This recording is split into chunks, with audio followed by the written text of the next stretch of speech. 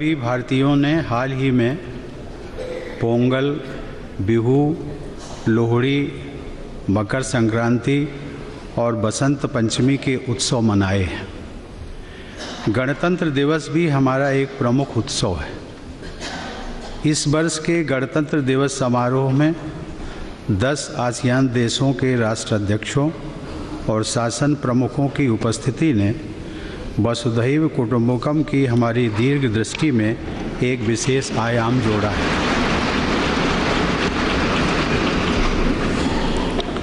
– 2018 का वर्ष नए भारत के सपने को साकार करने के लिए बहुत महत्वपूर्ण है।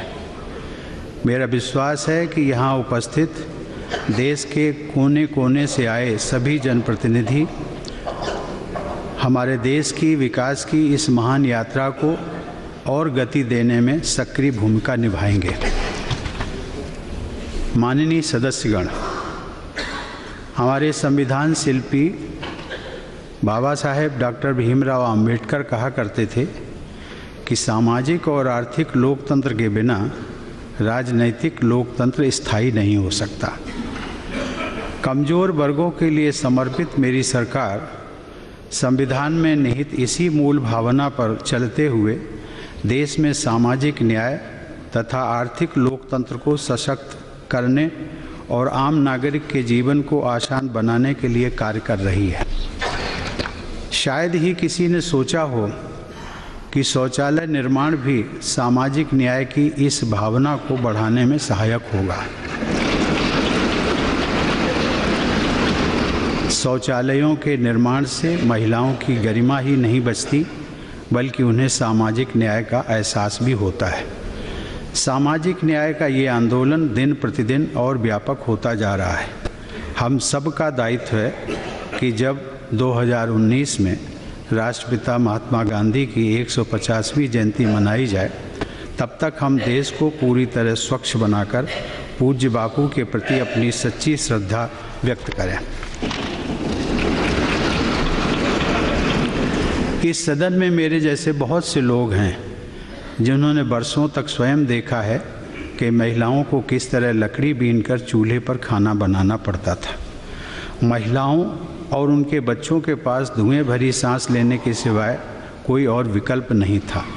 इसी वजह से वे अनेक बीमारियां और कष्ट सहन करते थे। ऐसी गरीब महिलाओं को प्रधानमंत्री उज्ज्वला योजना ने सुविधा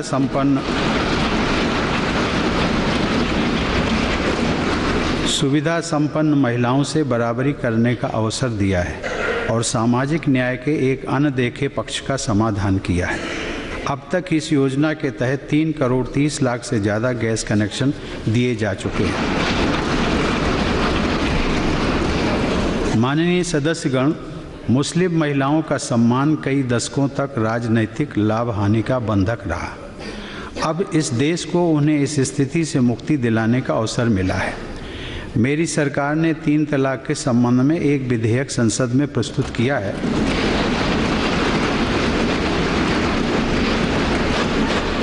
मैं आशा करता हूं कि संसद शीघ्र ही इसे कानूनी रूप देगी। 3 तलाक पर कानून बनने के बाद मुस्लिम बहन बेटियां भी आत्मसम्मान के साथ भयमुक्त जीवन जी सकेंगे। बेटियों के साथ भेदभाव खत्म करने के लिए मेरी सरकार ने बेटी बचाओ बेटी पढ़ाओ योजना शुरू की थी। इस योजना के सकारात्मक परिणाम को देखते हुए अब इसका दायरा 161 जिलों से बढ़ाकर 640 जिलों तक कर दिया गया है। मेरी सरकार ने मैटरनिटी बेनिफिट एक्ट में बदलाव करके एक बड़ा कदम उठाया है। महिलाओं को 12 सप्ताह के स्थान पर वेतन सहित 26 सप्ताह की छुट्टी देने का प्रावधान किया गया है। अब कामकाजी महिलाओं को अपने नवजात शिशुओं के जीवन के सबसे नाजुक शुरुआती दिनों में उनकी देखभाल के लिए अधिक समय मिला करेगा। माननीय सदस्यगण, गरीबों की पीड़ा महसूस करने वाली मेरी सरकार की योजनाओं से देश में आर्थिक लोकतंत्र और भी सशक्त हो रहा है। हम अब देश के बैंकिंग सिस्टम और गरीब के बीच की खाई को पूरी तरह खत्म करने की ओर बढ़ रहे हैं। जन धन योजना के तहत अब तक लगभग 31 करोड़ गरीबों के बैंक खाते खोले जा चुके हैं। इस योजना के शुरू होने से पहले देश में महिलाओं के बचत खातों की संख्या लगभग 28% थी, जो अब बढ़कर 40% से भी अधिक हो गई है। मेरी सरकार ने गरीबों और मध्यम वर्ग के लिए विशेषकर स्वरोजगार को बढ़ावा देने के लिए बिना बैंक गारंटी कर्ज देने पर जोर दिया है।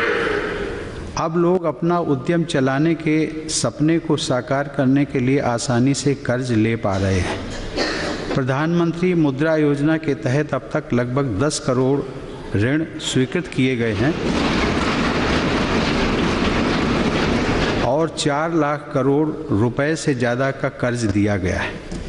लगभग 3 करोड़ लोग ऐसे हैं जिन्होंने पहली बार इस योजना का लाभ उठाया है और स्वरोजगार शुरू करने में सफल हुए हैं। आर्थिक और सामाजिक लोकतंत्र को मजबूत करने के सरकार के ये प्रयास हमारे राष्ट्रीय जीवन को भी नए सिरे से परिभाषित कर रहे हैं। ये कोशिशें देश में नए तरह के सामाजिक संतुलन की स्थापना कर रही हैं, जिसमें हर गरीब को आगे बढ़ने के लिए समान अवसर मिल रहा है। माननीय सदस्यगण, किसानों की मुश्किलों का समाधान करना और उनके जीवन को ऊपर उठाना मेरी सरकार की उच्च प्राथमिकता है। मेरी सरकार की योजनाएं न केवल किसानों की चिंता कम कर रही हैं, बल्कि खेती पर होने वाले उनके खर्च को भी घटा रही हैं। सरकार की नीतियों और किसानों की कड़ी मेहनत का ही परिणाम है कि देश में 275 मिलियन टन से ज़्यादा खाद्यान्न और लगभग 300 मिलियन टन फलों सब्जियों का रिकॉर्ड उत्पादन हुआ है। मेरी सरकार किसानों की आय को 2022 तक दोगुना करने के लिए प्रतिबद्ध है। किसानों को उनकी पैदावार की उचित कीमत मिल सके, इसके लिए देश की कृषि मंडियों को ऑनलाइन जोड़ने का कार्य जारी है। इनाम पोर्टल पर अब तक 36,000 करोड़ रुपए से अधिक की कृषि वस्तुओं का व्यापार किया जा चुका है। दशकों से लंबित 99 सिंचाई परियोजनाओं को पूरा करने का काम भी प्रगति पर है। दलहन और तिलहन क्षेत्र के उत्पादन बोनस के माध्यम से भी सरकार किसानों के हितों की रक्षा कर रही है। दालों के लिए बनाई गई नई नीति की वजह से पिछले वर्ष की तुलना में दाल के उत्पादन में 38% से अधिक की बढ़ोतरी हुई है, जो एक रिकॉर्ड है। किसानों की उपज बाजार तक पहुंचने से पहले क्षतिग्रस्त न हो, देश में कृषि उत्पादों की बर्बादी न हो, इस उद्देश्य से प्रधानमंत्री किसान संपदा योजना शुरू की गई है। इसके तहत कृषि क्षेत्र में सप्लाई चेन और इंफ्रास्ट्रक्चर का आधुनिकीकरण किया जा रहा है। किसानों की आय बढ़ाने के लिए डेयरी सेक्टर में 11,000 करोड़ रुपए की डेयरी प्रसंस्करण और अवसंरचना विकास निधि के द्वारा एक महत्वाकांक्षी योजना प्रारंभ की गई है। मेरी सरकार की नीतियों की वजह से जहां एक तरफ यूरिया का उत्पादन बढ़ा है, वहीं 100% नीम कोटिंग के बाद यूरिया की कालाबाजारी भी रुकी है।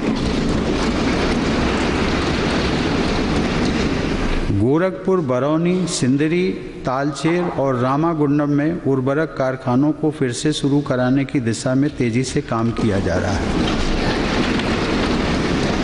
माननीय सदस्यगण, गरीबों, किसानों और वरिष्ठ नागरिकों के जीवन में आर्थिक असुरक्षा की भावना को दूर करने के लिए मेरी सरकार संवेदनशील और सक्रिय है।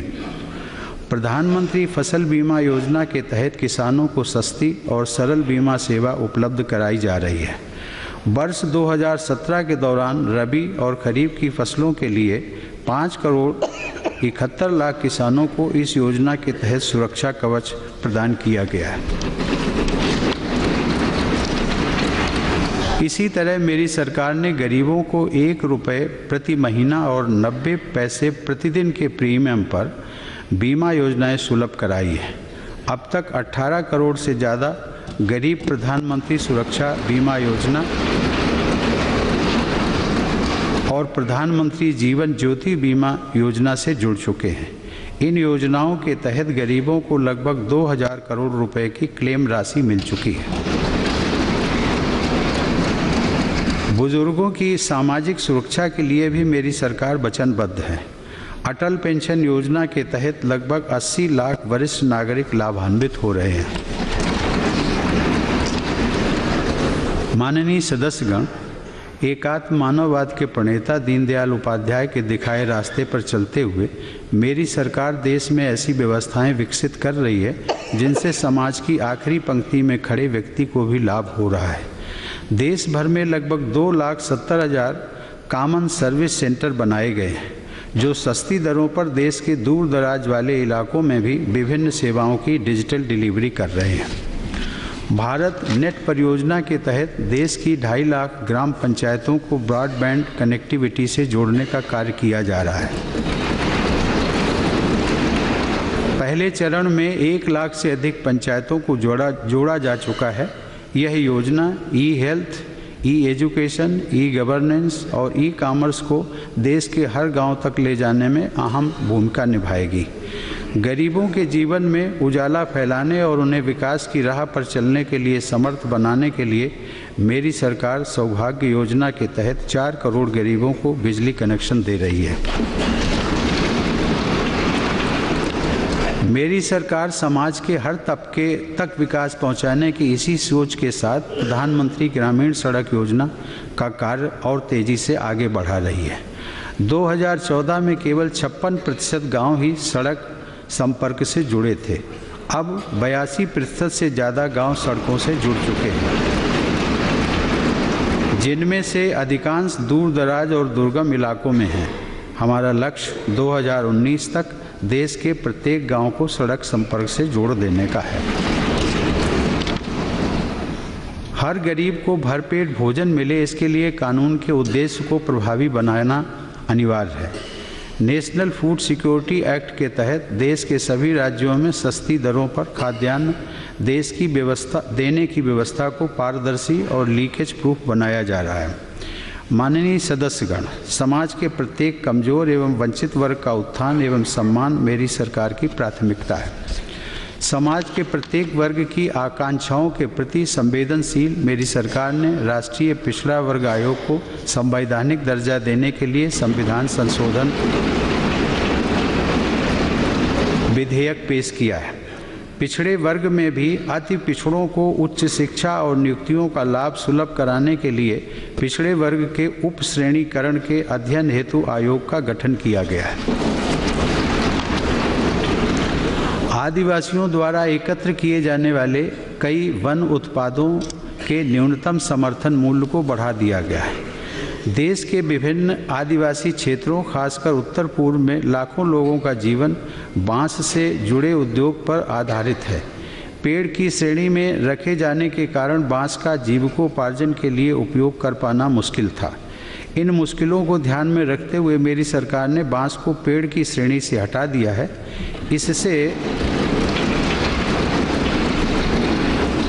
इससे अब बांस को काटने, उसके परिवहन और उपयोग की स्वतंत्रता मिल गई है। स्वतंत्रता संग्राम में जनजातीय समुदायों के बहुमूल्य योगदान का सम्मान करने के लिए देश में आदिवासी स्वतंत्रता संग्राम संग्रहालयों की स्थापना की जा रही है। ऐसे पहले संग्रहालय की आधारशिला हाल ही में गुजरात में नर्मदा के तट पर सरदार सरोवर बांध के पास केवड़िया में रखी गई है। झारखंड, मध्य प्रदेश, छत्तीसगढ़, आंध्र प्रदेश, केरल और मणिपुर जैसे अन्य कई राज्यों के प्रस्ताव भी विचाराधीन हैं। माननीय सदस्यगण, हमारे देश में 2.5 करोड़ से अधिक दिव्यांगजन हैं। मेरी सरकार पूरी संवेदनशीलता के साथ उनके सशक्तिकरण और आर्थिक समावेश के लिए निरंतर कार्यरत है। सरकार ने दिव्यांगजन अधिकार अधिनियम 2016 लागू किया है। दिव्यांगों के लिए सरकारी नौकरियों में 4% और उच्च शिक्षा में 5% आरक्षण का प्रावधान किया गया है। पिछले 3 वर्षों में उन्हें 6,000 से ज़्यादा कैंप लगाकर 9 लाख से अधिक आवश्यक उपकरण भी प्रदान किए गए हैं। माननीय सदस्यगण, तुष्टीकरण नहीं, सशक्तिकरण। के संकल्प के साथ मेरी सरकार अल्पसंख्यकों के आर्थिक, सामाजिक और शैक्षणिक सशक्तिकरण की दिशा में मजबूती से काम कर रही है। सीखो और कमाओ, उस्ताद, गरीब नवाज कौशल विकास योजना, नई रोशनी आदि कार्यक्रमों के जरिए मुस्लिम, ईसाई, सिख, बौद्ध, पारसी एवं जैन समाज के युवाओं को रोजगार के अवसर प्रदान किए गए। पिछले एक साल में 45 लाख से अधिक विद्यार्थियों को छात्रवृत्ति, फेलोशिप, कौशल विकास और कोचिंग स्कीमों का लाभ भी दिया गया है। महिलाओं के सशक्तिकरण के उद्देश्य को ध्यान में रखते हुए आज़ादी के बाद पहली बार पुरुष रिश्तेदारों के बिना 45 साल से ज़्यादा आयु की महिलाओं के हज पर जाने की पाबंदी हटा दी गई है। इस वर्ष 1300 से ज़्यादा महिलाएं बिना महरम के हज पर जा रही हैं। माननीय सदस्यगण, सभी के सिर पर छत हो और उसे पानी, बिजली, शौचालय की सुविधा मिले, इस संवेदनशील सोच के साथ मेरी सरकार देश के हर आवासहीन गरीब परिवार को वर्ष 2022 तक घर उपलब्ध कराने के लक्ष्य पर काम कर रही है। पिछले 3.5 वर्षों में शहरी और ग्रामीण इलाकों में 93 लाख से अधिक घरों का निर्माण किया गया है।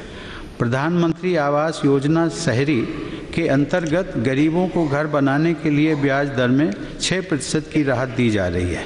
पहली बार मध्यम वर्ग को ध्यान में रखते हुए 2 नई योजनाएं भी शुरू की गई हैं। माननीय सदस्यगण, गरीब और मध्यम वर्ग की एक बड़ी चिंता बीमारियों के इलाज से जुड़ी रहती है। इलाज के खर्च का आर्थिक आघात बीमारी के आघात को और भी अधिक कष्टकारी बना देता है। मेरी सरकार ने गरीब और मध्यम वर्ग के लोगों को स्वास्थ्य की बेहतर और सस्ती सुविधा के लिए नई राष्ट्रीय स्वास्थ्य नीति बनाई है। इसके साथ ही राष्ट्रीय आयुष मिशन द्वारा योग, आयुर्वेद जैसी परंपरागत चिकित्सा पद्धतियों को बढ़ावा दिया जा रहा है। मुझे आप सबके साथ ये साझा करते हुए प्रसन्नता हो रही है कि प्रधानमंत्री जन औषधि केंद्रों के माध्यम से गरीबों को 800 तरह की दवाइयाँ सस्ती दरों पर दी जा रही हैं। इन केंद्रों की संख्या 3000 के पार पहुंच चुकी है। दीनदयाल अमृत योजना के तहत 111 आउटलेट के माध्यम से 5200 से अधिक जीवन रक्षक ब्रांडेड दवाओं तथा सर्जिकल इम्प्लांट्स पर 60% से 90% तक की रियायत दी जा रही है। दवाओं के साथ ही हृदय रोगियों के लिए स्टेंट की कीमत को 80% तक कम कर दिया गया है। घुटने के ऑपरेशन में लगने वाले इम्प्लांट की कीमत को भी नियंत्रित किया गया है। प्रधानमंत्री राष्ट्रीय डायलिसिस कार्यक्रम के माध्यम से 500 से अधिक जिलों में रियायती दरों पर 2.25 लाख मरीजों के लिए डायलिसिस के 22 लाख से ज़्यादा सेशन किए गए हैं। डॉक्टरों की उपलब्धता बढ़ाने के लिए MBBS की 13,000 सीटें तथा पोस्ट ग्रेजुएट की 7,000 से अधिक सीटें मंजूर की गई हैं। चिकित्सा शिक्षा में गुणवत्ता और पारदर्शिता सुनिश्चित करने के लिए सरकार ने लोकसभा में राष्ट्रीय चिकित्सा आयोग विधेयक भी प्रस्तुत किया है। मुझे यह बताते हुए खुशी है कि देश में टीकाकरण की जो वृद्धि दर पहले सिर्फ 1% प्रतिवर्ष हुआ करती थी, वह अब बढ़कर 6.7% प्रतिवर्ष पहुँच गई है। इससे देश के दूर दराज विशेषकर आदिवासी इलाकों में रहने वाले बच्चों को भी बहुत लाभ मिला है। हाल ही में मेरी सरकार ने इंटेंसिफाइड मिशन इंद्रधनुष भी शुरू किया है। माननीय सदस्यगण, शिक्षा ही राष्ट्र के भविष्य निर्माण का आधार है। मेरी सरकार देश में स्कूली शिक्षा और उच्च शिक्षा व्यवस्था को मजबूत और आधुनिक बनाने के लिए प्रतिबद्ध है। मेरी सरकार द्वारा अटल इनोवेशन मिशन के तहत 2400 से ज़्यादा अटल टिंकरिंग लैब्स को स्वीकृति दी जा चुकी है ताकि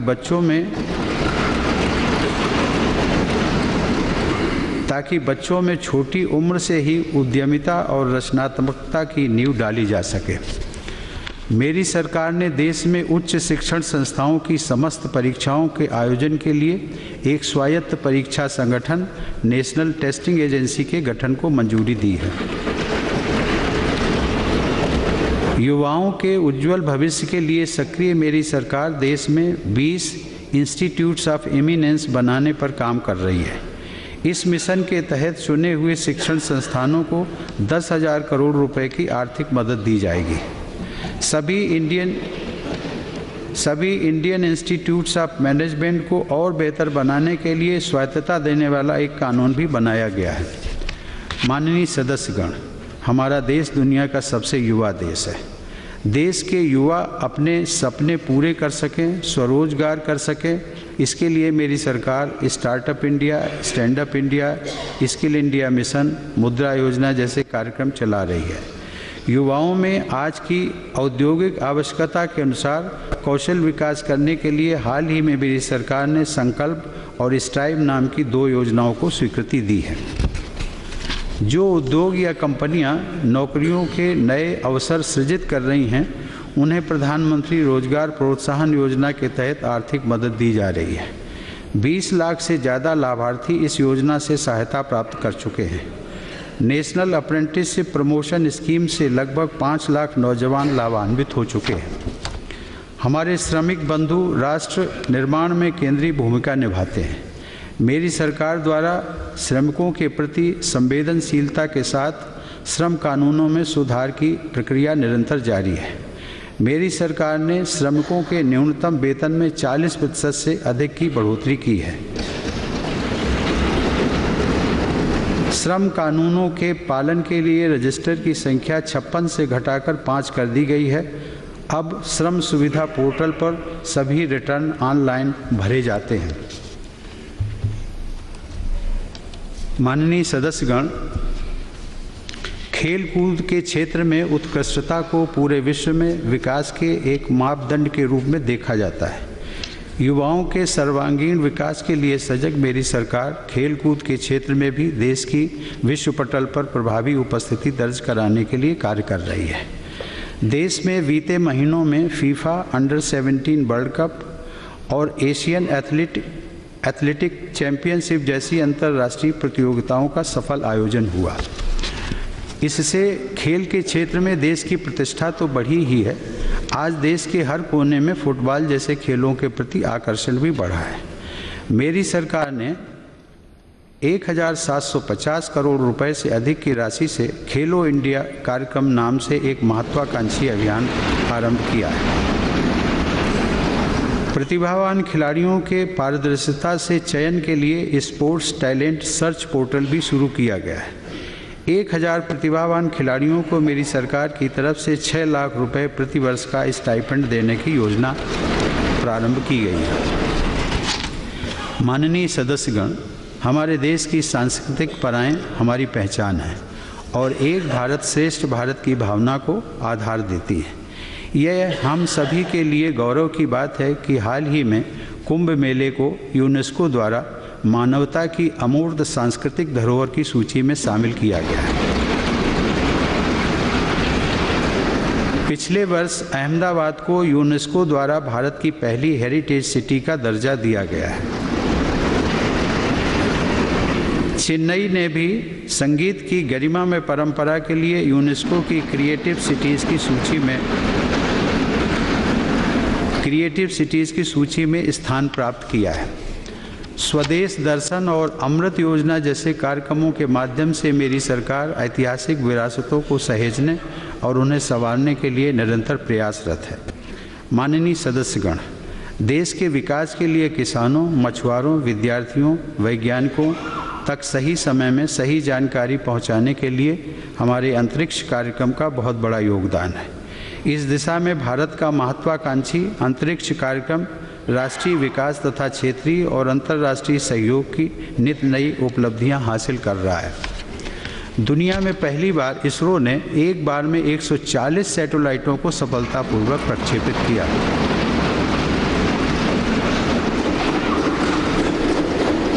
जून 2017 में भारत के GSLV Mk3 की पहली डेवलपमेंटल फ्लाइट सफल रही, जो कि देश की लॉन्च कैपेबिलिटी को आगे ले जाने में महत्वपूर्ण कदम है। पिछले वर्ष 5 मई को इसरो द्वारा दक्षिण एशियाई सैटेलाइट का प्रक्षेपण किया गया। इस प्रक्षेपण के साथ भारत ने पड़ोसी देशों के साथ अपनी तकनीकी क्षमताओं के लाभों को साझा करने की प्रतिबद्धता को दर्शाया है। इस वर्ष 12 जनवरी को इसरो ने PSLV C40 का सफल प्रक्षेपण करके देश का मान बढ़ाया है। इसी दिन इसरो ने 100वें उपग्रह का प्रक्षेपण किया। माननीय सदस्यगण, डिजिटल कनेक्टिविटी के आधुनिक दौर में हमारे देशवासी, हमारी भावी पीढ़ी डिजिटल टेक्नोलॉजी की ताकत का उपयोग कर सकें, इसके लिए मेरी सरकार लगातार प्रयासरत है। डिजिटल इंडिया मिशन गरीबों एवं वंचितों को सम्मानपूर्वक उनका अधिकार दिलाने के लिए एक मील का पत्थर साबित हो रहा है। प्रधानमंत्री ग्रामीण डिजिटल साक्षरता अभियान के अंतर्गत मेरी सरकार विश्व का सबसे बड़ा डिजिटल साक्षरता कार्यक्रम चला रही है। इस कार्यक्रम के तहत अभी तक 1 करोड़ लोगों को डिजिटल रूप में साक्षर कर दिया गया है। डिजिटल लेन देन को बढ़ावा देने में भीम ऐप बड़ी भूमिका निभा रहा है। हाल ही में लॉन्च किए गए उमंग ऐप द्वारा 100 से ज़्यादा जन सुविधाओं को मोबाइल पर उपलब्ध कराया गया है। आधार द्वारा गरीब लाभार्थियों को उन्हें मिलने वाली सुविधाएं बिना बिचौलियों के सीधे पहुंच रही हैं। वर्तमान सरकार की 400 से अधिक योजनाओं में डिजिटल भुगतान किया जा रहा है। इसकी वजह से सरकारी लाभ सही व्यक्ति को मिलना संभव हुआ है और अब तक 57,000 करोड़ रुपए से ज़्यादा की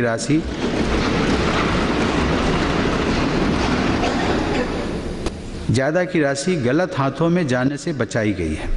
इलेक्ट्रॉनिक्स निर्माण क्षेत्र में सराहनीय प्रयासों के कारण अब देश में 113 मोबाइल कंपनियां कार्यरत हैं, जिनकी संख्या 2014 में मात्र 2 थी। इससे देश के छोटे शहरों में भी हमारे युवाओं को रोजगार के नए अवसर मिल रहे हैं। माननीय सदस्यगण, देश के संतुलित विकास में डिजिटल और फिजिकल कनेक्टिविटी दोनों की ही बड़ी भूमिका है। मेरी सरकार 21वीं सदी की आवश्यकता के अनुसार देश के परिवहन क्षेत्र को तैयार करने और संपर्क बढ़ाने पर कार्य कर रही है। आधुनिक परिवहन व्यवस्थाएं इस तरह विकसित की जा रही हैं कि सभी यातायात सुविधाएं एक दूसरे से जुड़ी हुई हों। रेलवे आज भी देश में यातायात का प्रमुख साधन है और इसलिए रेलवे में क्षमता विकास और आधुनिकीकरण के लिए निवेश में निरंतर बढ़ोतरी की जा रही है। मेरी सरकार विश्व स्तरीय रेल सेवाओं के लिए वचनबद्ध है। Mumbai Ahmedabad high speed bullet train का कार्य भी प्रारंभ हो गया है। मेरी सरकार ने मेट्रो परियोजनाओं के लिए भी एक नई नीति बनाई है। नई नीति में लास्ट माइल कनेक्टिविटी पर जोर दिया गया है। देश में अभी 11 शहरों में मेट्रो परियोजनाओं पर काम चल रहा है। हाल ही में मेरी सरकार ने राजमार्ग क्षेत्र के एक नए बृहद कार्यक्रम भारतमाला को स्वीकृति दी है। इसके लिए 5,35,000 करोड़ रुपए की राशि का प्रावधान किया गया है। इस परियोजना के अंतर्गत नेशनल कॉरिडोर इफ़िशियंसी में वृद्धि करने के लिए लगभग 53,000 किलोमीटर लंबाई के राष्ट्रीय राजमार्ग चिन्हित किए गए हैं। जल मार्ग विकास परियोजना के अंतर्गत गंगा नदी पर वाराणसी, साहिबगंज, फरक्का और हल्दिया में प्रमुख परियोजनाओं का निर्माण कार्य प्रारंभ हो गया है। सागरमाला कार्यक्रम के अंतर्गत जवाहरलाल नेहरू पोर्ट ट्रस्ट में विशेष आर्थिक जोन और पारादीप एवं दीनदयाल पोर्ट ट्रस्ट पर स्मार्ट पोर्ट इंडस्ट्रियल सिटीज़ का कार्य आरंभ हो गया है। देश के छोटे शहर हवाई मार्ग से जुड़ सकें और निम्न मध्यम वर्ग और युवा कम खर्च पर आसानी से हवाई यात्रा का लाभ उठा सकें, इसके लिए उड़े देश का आम नागरिक यानी उड़ान योजना शुरू की गई है। स्वतंत्रता के बाद देश में जहां केवल 76 हवाई अड्डे ही वाणिज्यिक उड़ानों से जुड़े थे, वहीं उड़ान योजना के मात्र 15 महीनों में 56 हवाई अड्डों और 31 हेलीपैडों को जोड़ने के लिए कार्य शुरू किया गया है। अब तक 16 ऐसे हवाई अड्डों से उड़ानें शुरू भी हो चुकी हैं। इन योजनाओं से कनेक्टिविटी बढ़ने के साथ साथ देश में रोजगार के नए अवसर भी पैदा हो रहे हैं। माननीय सदस्यगण, पहली बार ऐसा अवसर आया है जब देश में बिजली क्षमता के विस्तार में लक्ष्य से अधिक बढ़ोतरी हुई है। अब भारत बिजली का नेट एक्सपोर्टर बन गया है। मेरी सरकार ने वन नेशन वन ग्रिड का कार्य पूरा करके राज्यों को सस्ती दरों पर बिजली की उपलब्धता सुनिश्चित की है। देश के प्रत्येक गांव तथा कस्बे में विद्युत वितरण व्यवस्था मजबूत करने के लिए लगभग 1.5 लाख करोड़ रुपए की योजनाएं लागू की गई हैं। 18,000 गांवों तक बिजली पहुंचाने का कार्य भी पूर्णता की तरफ बढ़ रहा है। उजाला योजना के अंतर्गत अब तक देश को 28 करोड़ से ज़्यादा LED बल्ब वितरित किए जा चुके हैं। इसके अतिरिक्त निजी क्षेत्र द्वारा भी 50 करोड़ से ज़्यादा LED बल्ब की बिक्री की गई है। इससे गरीब और मध्यम वर्ग के बिजली बिल में सालाना 40,000 करोड़ रुपए से ज़्यादा की बचत हो रही है। इतना ही नहीं, पर्यावरण की रक्षा के साथ ही देश में प्रतिवर्ष 10,000 करोड़ यूनिट बिजली की बचत भी हो रही है। बिजली बचाने के अभियान के साथ ही देश में बिजली उत्पादन बढ़ाने का कार्य भी जारी है। पिछले 3 वर्षों में सौर ऊर्जा के उत्पादन में 7 गुना वृद्धि हुई है। भारत के प्रयास से इंटरनेशनल सोलर अलायंस एक विधायी निकाय बन चुका है। इसका मुख्यालय भारत में ही स्थापित किया गया है। माननीय सदस्यगण, देश के प्रत्येक क्षेत्र तक विकास का लाभ पहुंचाने की दृष्टि के साथ मेरी सरकार उत्तर पूर्व के लोगों की आशाओं और आकांक्षाओं को पूरा करने के लिए संवेदनशीलता के साथ कार्य कर रही है। इस क्षेत्र के विकास को और गति देने के लिए हाल ही में 100% केंद्रीय सहायता वाली north east special infrastructure development scheme को मंजूरी दी गई है। इस स्कीम के तहत पेयजल, ऊर्जा, शिक्षा और स्वास्थ्य से जुड़ी परियोजनाओं को पूरा किया जाएगा। पिछले 3 वर्षों में पूर्वोत्तर राज्यों में विद्युत प्रसारण एवं वितरण नेटवर्क सुदृढ़ करने के लिए सरकार ने 10,000 करोड़ रुपए की योजना स्वीकृत की है। हाल ही में मिजोरम में 913 करोड़ रुपए की लागत से बना हाइड्रो इलेक्ट्रिक पावर प्रोजेक्ट देश को समर्पित किया गया है। मेरी सरकार द्वारा उत्तर पूर्व में संपर्क मार्ग बढ़ाने पर भी पूरा जोर दिया जा रहा है। अगरतला आखुरा रेल लिंक पर तेजी से कार्य चल रहा है। यह रेल लिंक भारत को बांग्लादेश से जोड़ेगा। शिलांग तुरा रोड प्रोजेक्ट का पिछले वर्ष दिसंबर में लोकार्पण किया गया है। इस सड़क से पूरे उत्तर पूर्व क्षेत्र में सड़क संपर्क सुधारने में मदद मिलेगी। पिछले वर्ष देश के सबसे लंबे नदी पुल ढोला सादिया को भी राष्ट्र को समर्पित किया गया है। इस पुल ने असम और अरुणाचल प्रदेश के बीच की दूरी 165 किलोमीटर कम कर दी है।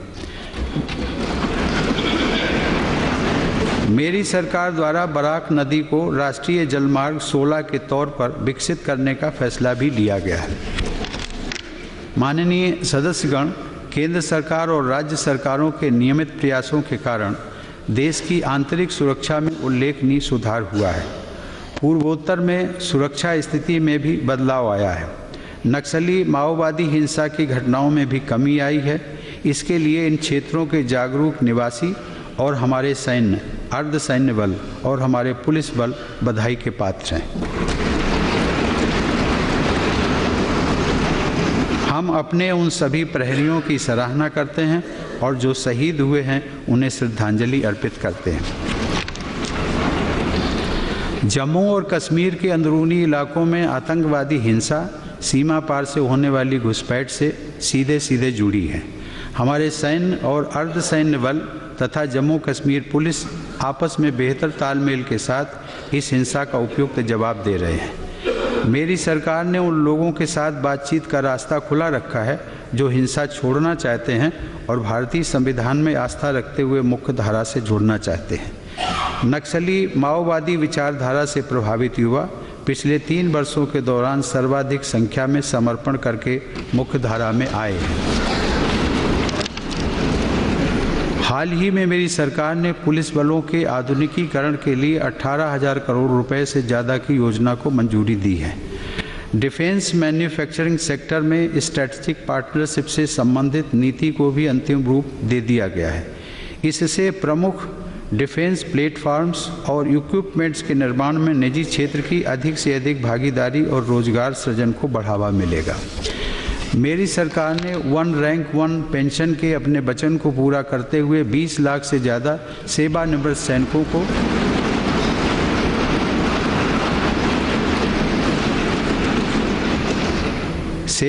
सैनिकों को 10,000 करोड़ रुपए से अधिक की बकाया राशि का भुगतान किया है। माननीय सदस्यगण, मानवता की सेवा भारत की सांस्कृतिक विरासत का अभिन्न अंग रहा है। चाहे नेपाल में भूकंप हो या श्रीलंका में बाढ़ की आपदा या मालदीव में पेयजल का संकट, इन्हीं मूल्यों के कारण भारत हमेशा फर्स्ट रिस्पॉन्डर के रूप में उपस्थित रहा है। आज विश्व के किसी भी कोने में बसे सभी भारतीयों को ये भरोसा है कि वह कहीं भी संकट में पड़ेंगे तो उनकी सरकार उन्हें सुरक्षित निकालकर स्वदेश वापस ले आएगी।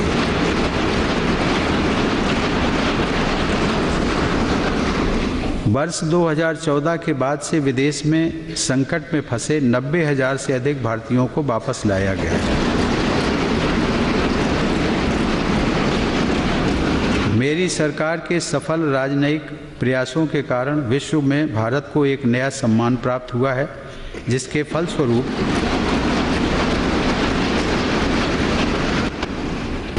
फलस्वरूप International Tribunal for the Law of the Sea, International Maritime Organization and Economic and Social Council में भारत को प्रतिनिधित्व प्राप्त हुआ है।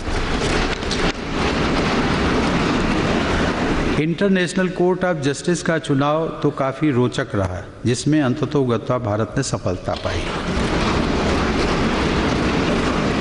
पिछले वर्ष मिसाइल टेक्नोलॉजी कंट्रोल रिजीम में शामिल होने के पश्चात भारत को इस वर्ष वासेनार अरेंजमेंट और ऑस्ट्रेलिया ग्रुप में भी सदस्य के रूप में शामिल किया गया है।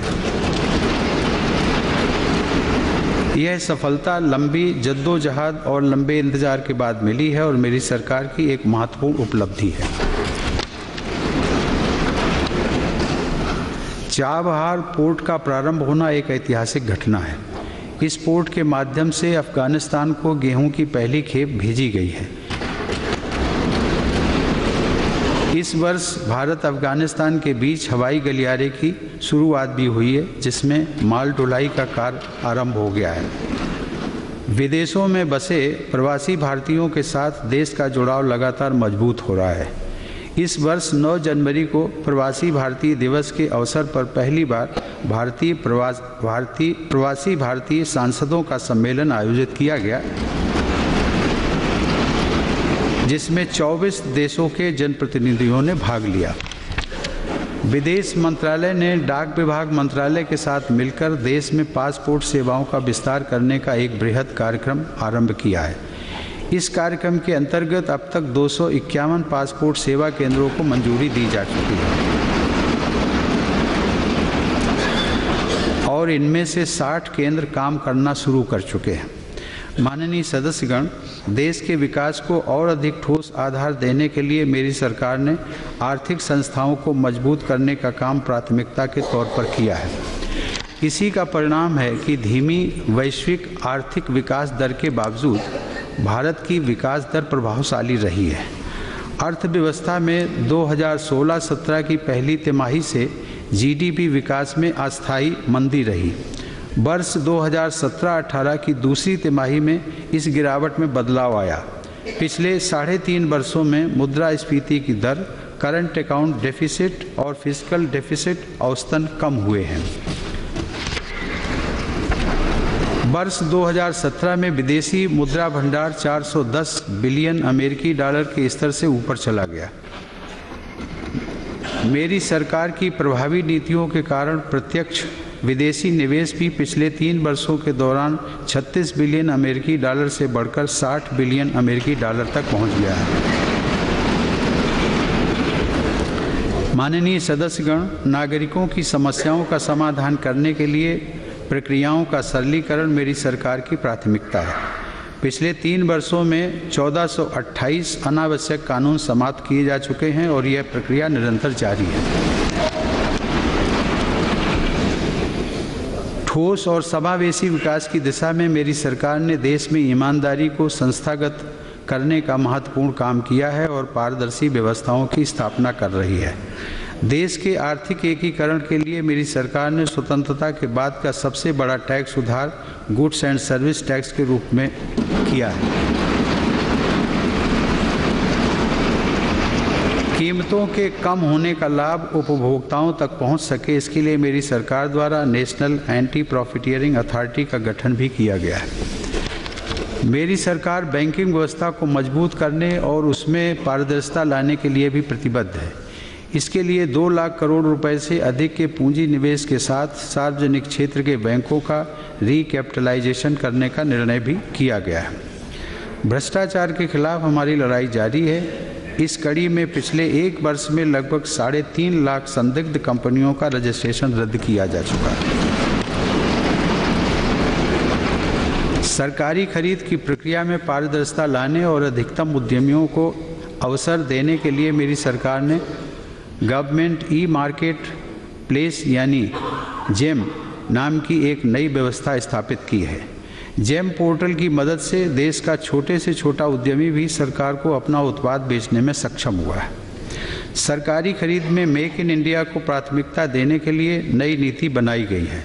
इस नीति से घरेलू उत्पादों के निर्माण और सेवाओं में वृद्धि होगी, जिससे रोजगार के नए अवसर भी बनेंगे। केंद्र सरकार व्यापार के लिए सुविधाजनक वातावरण तैयार करने के लिए राज्यों के साथ मिलकर काम कर रही है।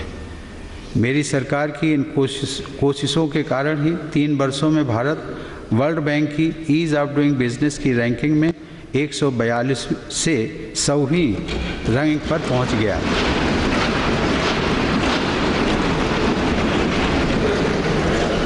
इससे विश्व बाजार में देश की साख और बढ़ी है। माननीय सदस्यगण, मेरी सरकार का प्रयास जन भागीदारी द्वारा जन कल्याण करने का है। मेरी सरकार युवाओं, महिलाओं, किसानों, उद्यमियों, विद्यार्थियों, श्रमिकों के साथ बातचीत करके तथा सिविल सोसाइटी के लोगों के साथ भी चर्चा करके उनके सुझावों को नीतियों, निर्णयों में शामिल कर रही है। माननीय सदस्यगण, देश में गवर्नेंस के प्रति सजग लोगों में देश के किसी न किसी हिस्से में लगातार हो रहे चुनाव से अर्थव्यवस्था और विकास पर पड़ने वाले विपरीत प्रभाव को लेकर चिंता है। बार बार चुनाव होने से मानव संसाधन पर बोझ तो पड़ता ही है, आचार संहिता लागू होने से देश की विकास प्रक्रिया भी बाधित होती है। इसलिए एक साथ चुनाव कराने के विषय पर चर्चा और संवाद बढ़ना चाहिए तथा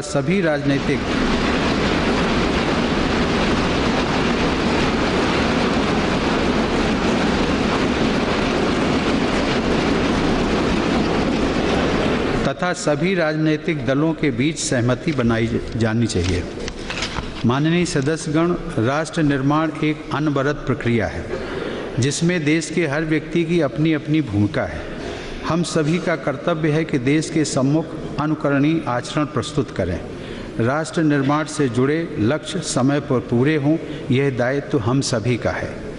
2022 में जब हमारा देश स्वतंत्रता के 75 वर्ष का पर्व मनाएगा, तब तक इन लक्ष्यों की प्राप्ति न सिर्फ स्वतंत्रता सेनानियों और राष्ट्र निर्माताओं के सपने पूरा करेगी, बल्कि नए भारत का आधार भी मजबूत करेगी।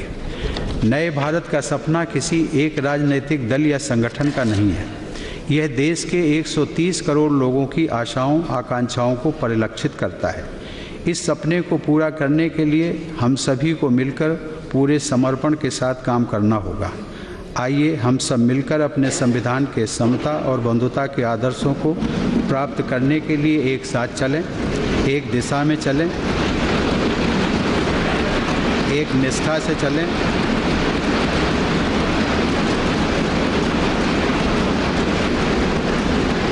और भव्य भारत के निर्माण के लिए पूरी ऊर्जा के साथ आगे बढ़ें। जय हिंद।